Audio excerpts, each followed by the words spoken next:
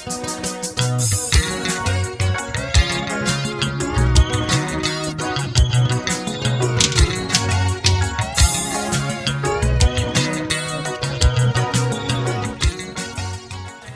ngiphinde ngamukele mbukeli kuphi nakuphi lapho buka khona lo mbukiso wakho esimanje sikulethela zona ke indaba efika ngaso isikhathi uMax ke umfoka amakhanya naye ke usexolisile ke wahoxa lapha ke endabeni zezibi zomaskandi lapha ku TikTok. Sokhumbula ukuthi uMax naye ke ubengomunye ke abantu ke abahamba phambili lapha ke ekukhulumeleni ke yena ke uKhuzani, kanti futhi naye ke uke wathuka noma ke waphatha kabi ke igama lenyanga yeshumi yalena ke eBergville ke usekhombise ke ukuzithoba yena ke uMax waxolisa kuyona ke inyanga yeshumi. Bukele awizule ke yena ke exolisa kanti nenyanga yeshumi ke imxolele yalomukela ke ngalo ke uxolo ke oluhle yona ke inyanga yaseBergville. Siyabonga Makhanya, ngiyakhumuka, ngiyashenxa, ngiyaphuma kuyo for good.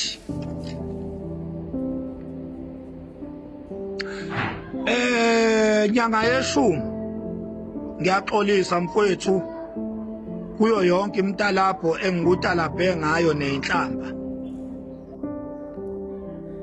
Sanibonani, ngiyabingelela umaphanda phansi ebuyini uthi maqeda chopheka ababhemi nabafokazane. Bazalwane, ngizobingelela bonke abantu magumbi mani omhlaba. Ngiyabingelela ngenyanga yeshumi eBergville. Ngoba nibona ke ngizongena ngifuna ukudlulisa amazwi. Ngizwa lensizwa lena uMax ithi inyanga yeshumi ushwela idlishiyele kuko konke okwenzekile.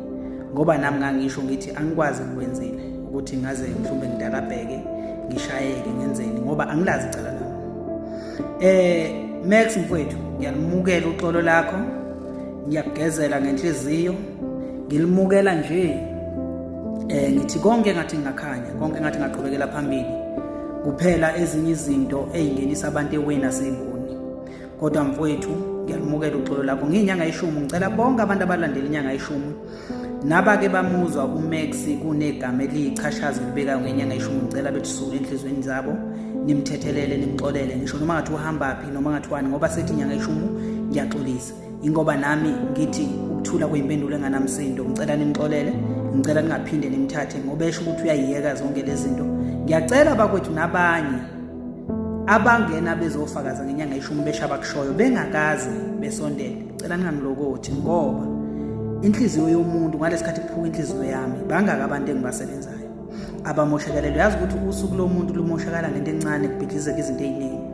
Ngiyacela ngoba angikwazi ngibonile umuntu ongakhuluma kabi noma engibeka amabala, umuntu osuke ezandleni zami engimzwisa ubuhlungu.